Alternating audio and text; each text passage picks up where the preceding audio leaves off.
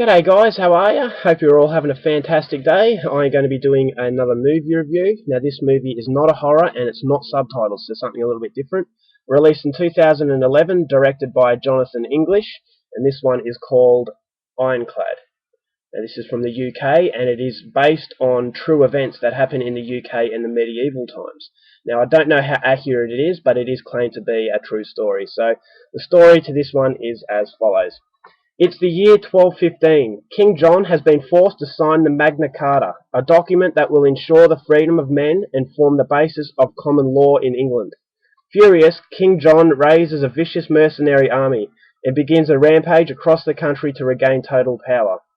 But as the king's army is on the brink of reaching London and taking back control of the country, one last castle and a small but mighty band of rebel warriors led by Baron Albany stand between him and inevitable victory.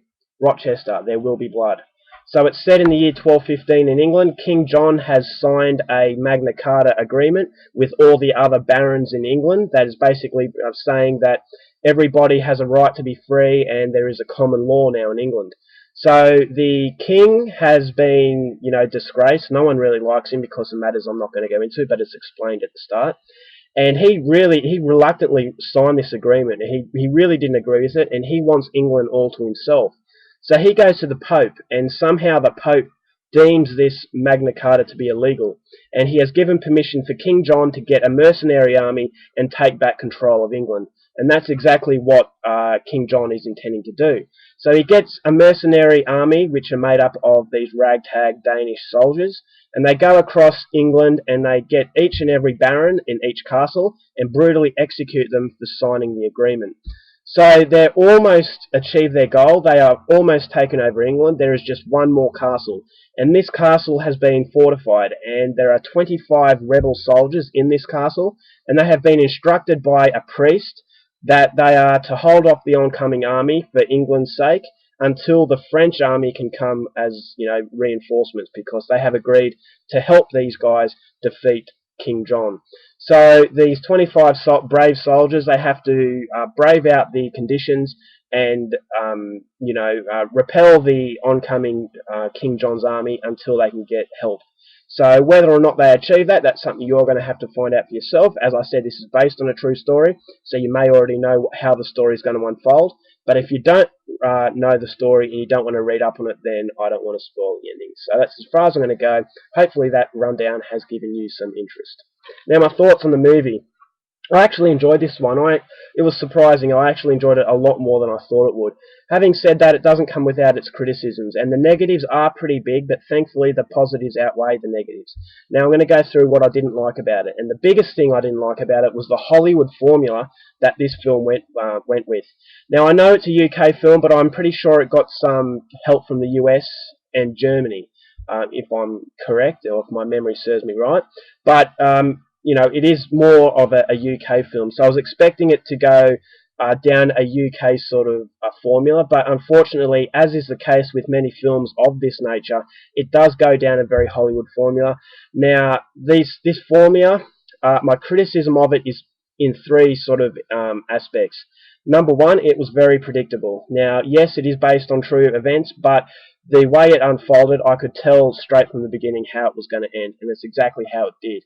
Now, I'm not going to go through exactly what happens because I don't want to spoil anything, but the level of predictability was there, and that really did disappoint me because I actually thought it was going down a very unique road, and I thought there were opportunities here to really surprise me, but they decided just to go with the standard sort of deliver.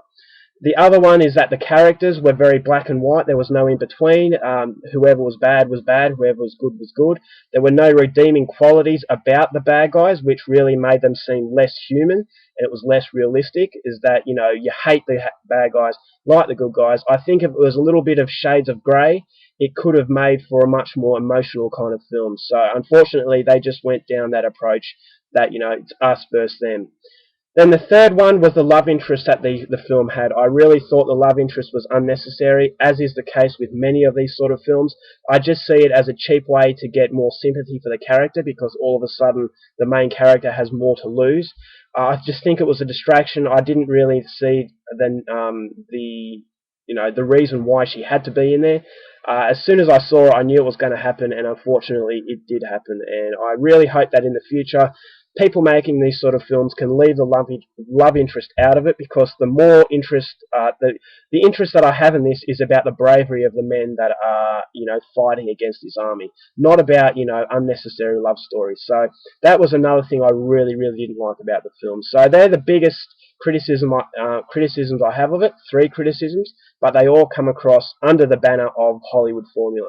Now, the things I really liked, the atmosphere and the cinematography was very good, and it really did capture the mood of the medieval times. It's a very harsh time, and there is nothing fun about it. So the cinematography really matched the mood, and you could really get into the shoes of the characters. I thought it was very cold, dark, and wet, and it was just a really uncomfortable feeling, and it's just hell, and you could really experience the hell that these guys were going through. So I really like that. A lot of shades of grey, and it's a kind of a depressing feel, but it won't leave you depressed. So I thought the cinematography was done to perfection for this film. I know it has received a bit of criticism for that, but I don't know why, because I thought it was spot on. The acting, although as I said, the characters were very black and white, I thought what the actors had to play with, they did an outstanding job. Paul Giamatti played King John. He had a pretty dodgy English accent, which I really didn't like, but having said that, he more than made up for it with his performance. He played a maniac very, very well. And there is one scene where he's giving a speech as he's chopping someone's hands off. That was really, really cool, and I think that was the highlight of the whole film. And me saying that would probably give an indication that the film didn't have much going for it if the best scene was him talking. But you see it for yourself, and you'll realise just how powerful that scene was and how good Paul Giamatti is as an actor. As far as the other actors are concerned, I really haven't heard. I heard of Derek Jacobi, but I haven't heard of any of the other actors. So it was pretty cool to see no names for me doing a really good job, because each and every character was interesting, and although, as I said, it was a Hollywood formula, they were still interesting characters, and I still, I hope that they could have defeated this oncoming army. Although the character development wasn't in depth, there was still enough care there. So the acting was very, very good, and each and every one of the actors did a great job. Now, where this film really exceeds is the gore. The gore is phenomenal, and there is a lot of it. This is a very, very gory film, and I'm sure that a lot of horror fans will get a lot out of this one, because there's a thrilling aspect, and then there is a very gory aspect. This really did depict the brutalities of medieval combat. Now, this is hand-to-hand combat, swords. Of course, you're going to get severed limbs. And a lot of these films, they really play down the brutalities of war. But this film showed everything. There's axes in faces. There were people getting split in half. There was just gore everywhere, and I really, really liked that. And I thought this is one of the most barbaric movies, and that's exactly what you want from a medieval type of film. This director had enough balls to show the harsh realities of hand-to-hand combat, and this is where the film really exceeds for me. This is what makes it so much better than medieval films of recent times, because it's so barbaric, because the atmosphere and the mood was very dark, and you really could get into the the psychological sort of impact that these guys were going through as well, because of the fact of there was nothing that wasn't shown. It was all in your face, and it was basically saying this is how it was back then, and it's very, very believable, because yeah, I mean, it was brutal, and I'm sure a lot of horror fans are going to really like that element of the film. So all in all, I really enjoyed it, and I would highly recommend it. The negatives prevent it from being a must-see, prevent it from being a masterpiece or a great film. It is a good film. It is better than a lot of films out there of the same sort of nature. It's a lot better than Centurion. It's a lot better than Sword of War. I was very disappointed with those films. But yeah, this one does redeem the subgenre pretty well. The medieval lovers out there, you will like this one. I thought it was great. Not great, but good. But yeah, it's a good film, but it doesn't come up without its negatives, so just beware of that. Alright guys, that's my review of the 2011 film Ironclad. I hope you enjoyed it, and until next time, take care of yourselves, and I'll see you later.